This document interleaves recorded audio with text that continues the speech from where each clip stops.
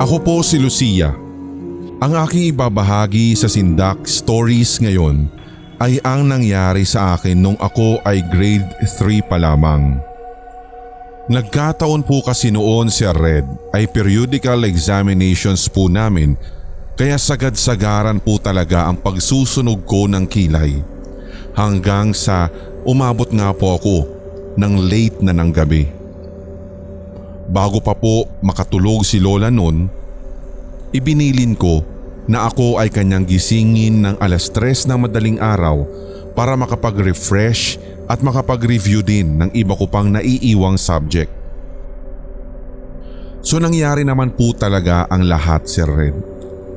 Nagising po ng maaga si Lola at ginising din niya ako.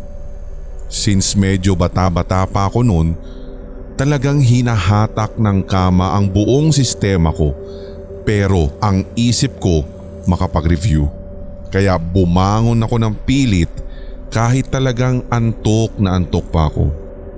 Kaya nung nag-review po ako, nag-decide ako na sa dining room ko na lang po gagawin ang pagre-review habang nagkakape.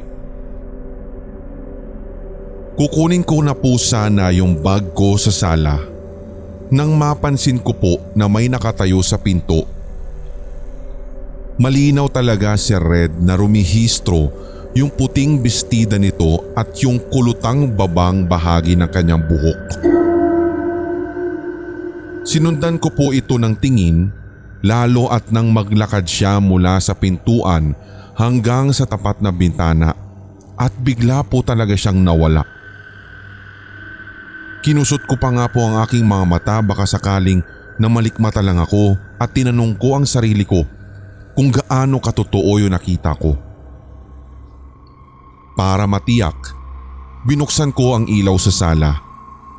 Chinek ko nga yung mga lock at baka may nakapasok na ang ibang tao, pero nakalock naman po yung pinto. Yung bintana din po namin ay nakasara. Nagtungo tuloy ako sa kusina at tinanong si Lola kung may nakita ba silang babaeng nakaputi na nasa labas ng bintana. Ang sabi nila ay wala, at baka marahil ay antok lang daw ako nung time na yon. So dahil sa sobrang takot, tinuloy ko yung pagre-review doon sa gawing kusina dahil naroroon po si Lola at meron na rin akong kasama.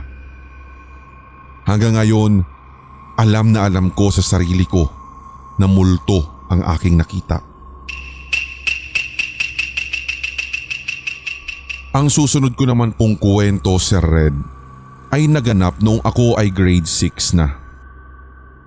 Nasa likod ako noon ng kusina, and that was around 6 p.m. dahil inihintay ko pong umuwi ang aking tita Edna. Pumunta kasi siya sa bahay ni na Lola Maria, at yung daanan po kasi papunta doon ay punong-puno ng kawayan. Hanggang sa napatingin na nga ako doon, Sir Red, dahil may tumatawang bata at nakaputi din po siya. Maikli ang buhok pero may bangs. Kitang-kita ko kung paano po siya magtago sa gilid ng kawayan habang nakatakip ang kanyang kamay sa bibig na animoy nagpipigil ng tawa, o kaya naman ay para hindi ko marinig yung lakas ng tawa niya. And then nakita ko na po si tita na papauwi na. Napatanong tuloy ako sa kanya sabay turo nung gilid ng kawayan kung sino yung bata na naroroon. Pero sagot ni tita, wala naman daw na bata dun. Pinapasok na lamang po niya ako sa bahay dahil 6 p.m. na daw at labasan na kasi ng mga hindi nakikita ng pangkaraniwang mga mata, at baka maituro ko daw sila at ako'y mabati pa. Muli ay tumingin ako sa gilid ng kawayan at nawala na nga din yung bata. Doon ko po na-realize, Sir Red, na talagang nakakakita ako ng mga ganong klaseng mga bagay nung ako'y bata pa lamang. Doon ko rin po talaga napagtanto na hindi po lahat ng mga nakikita ko ay tao. Ilang beses ko rin po itong na-encounter lalo nung ako ay nag-high school na. Dito ko rin po na-realize na hindi po lahat ng mga nakakasalamuha ko ay mga tao sapagkat meron po silang something in common. At ito, yung bigla-bigla na lamang silang naglalaho. Simula po noon, inoobserbahan ko muna ang isang nilalang, lalo kong tao, para mapatunayan na totoo nga yung nakakasalubungan ko or multo na bago ko sila tuluyang kausapin.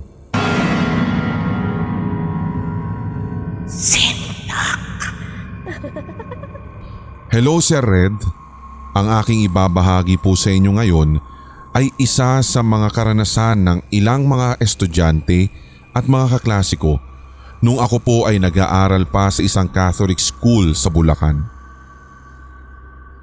Tandang-tanda ko pa na parang kahapon lang lahat nangyari. By the way, graduate na po ako doon, 5 years na ang nakalilipas. Ito pong unang ibabahagi ko ay kwento ng aking kaibigan. It was a normal Wednesday, mag-aalas 4 na ng hapon. Katatapos lamang daw po ng club time nila sapagkat every Wednesday po ay meron silang practice. Mahilig din po kasing tumamba yung friend kong iyon sa CR.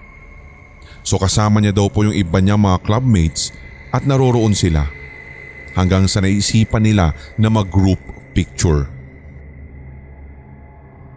Nung kanilang tinignan daw po yung picture, otomatikong ginapangan sila ng sindak dahil meron daw pong bata na nakaupo sa likod nila.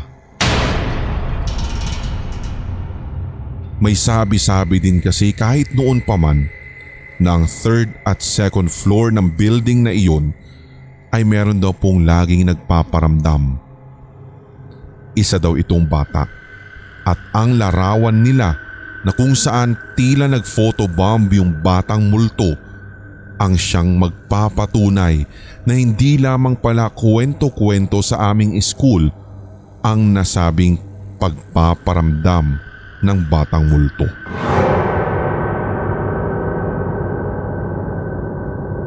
Ito pong susunod ay isa rin po sa mga naikwento sa akin. Sabi po ng aking kaibigan mula sa kabilang section, nagkaklase raw sila nung time na iyon at English subject pa.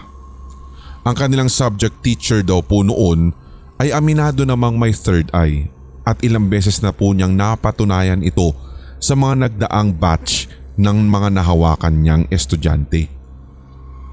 So ang nangyari, at since sanay na sanay si teacher, walang kagatol-gatol na nagtanong daw po siya sa kalagitnaan ng kanilang diskusyon kung, guys, nakita niyo ba yung bata na nakaupo sa gitna? At lahat daw po ay nagsihiyawan, maging yung mga lalaki daw pong estudyante niya. Class hours naman po namin ito nun. So pag nag-CR ka, madadaanan mo yung walang taong hallway dahil nga lahat ay may klase at ipinagbabawal talaga na magtambay doon sa hallway na iyon, lalo kung class hours. So ito na nga, nung nag-CR ako, I was facing the mirror kaya kitang-kita ko lahat ng cubicles sa likod. Ewan ko kung bakit napatingin ako sa unang cubicle kasi talagang kapansin-pansin si Red, yung sapatos. Nakita ko po ito sa ilalim. Batang lalaki siya at parang hindi pa po niya abot yung floor. So habang tinitignan ko iyon, biglang tumayo yung paa niya at naglakad palabas kaya inexpect ko na meron pong lalabas sa cubicle. Pero nung makalagpas na siya sa gawing harang na trash can, wala po akong nakitang solidong katawan na lumabas. Sa takot ko, kahit hindi pa tapos ang ginagawa ko sa harap ng salamin, ay nagmadali po talaga akong lumabas ng CR at bumalik ng classroom.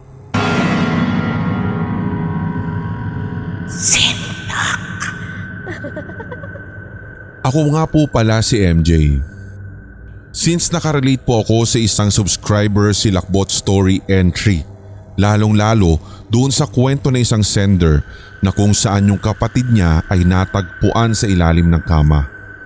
Same po kami ng naranasan. Ito po ay nangyari naman sa kapatid ko na sumunod sa akin. Baby pa po siya nito at dahil ganun nga, natutulog kami sa pagitan ng aming mga magulang. Kwento po sa akin ni mama, kadalasan ay magigising na lamang daw po siya sa kalagitnaan ng madaling araw. Nakakapain ng aking bunsong kapatid at wala na daw doon sa kama. Wala na daw sa tabi niya. Makikita na lamang daw yung bunso kong kapatid sa ilalim ng papag namin at parang may kalaro at talagang tinitignan pa daw po niya. Hindi man lang umiyak o nasaktan sa pagkakahulog yung kapatid kong iyon dahil kung iiyak man ito, magigising agad si mama. Knowing na months pa lamang po ang kapatid ko nun. Doon nga po nabuo yung katanungan na kung papaano mahuhulog yung kapatid ko at kung may maglalagay man sa ilalim, sino? So far wala naman pong masamang nangyari sa kapatid ko matapos nun. Pero ngayong medyo may edad na rin kami, masasabi kong bukas din yung third eye niya. Marami po siyang kababalaghang nakikita at ako po yung isa sa mga saksi.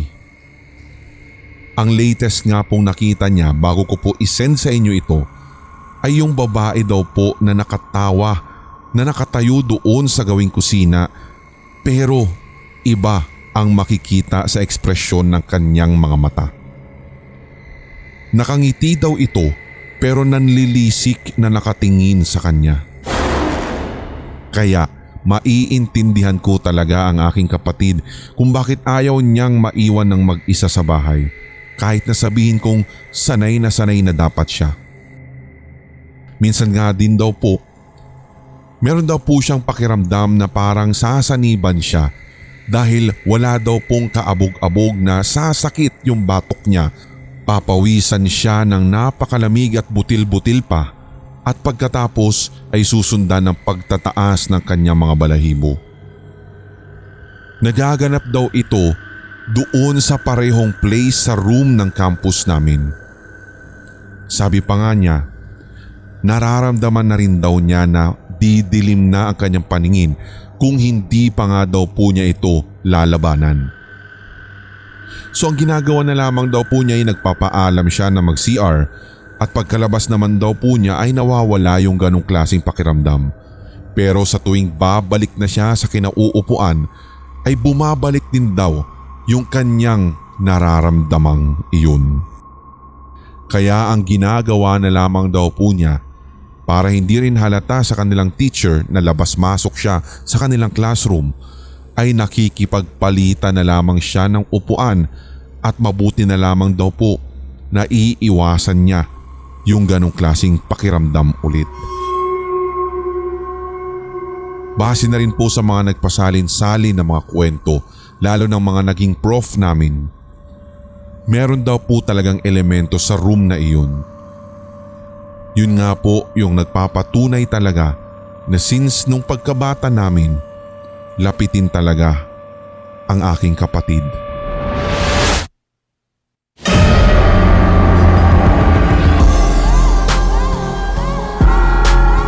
At inyong napakinggan ang tampok na one-shot Tagalog horror story. I-like, mag-comment at i-share ang episode na ito sa inyong social media, mga certified kasindak. Huwag pahuhuli sa mga bagong kwentong katatakutan dito sa ating channel, kaya pindutin na ang subscribe button at ang notification bell. Hanggang sa susunod na kwentuhan dito sa Sindak Short Stories.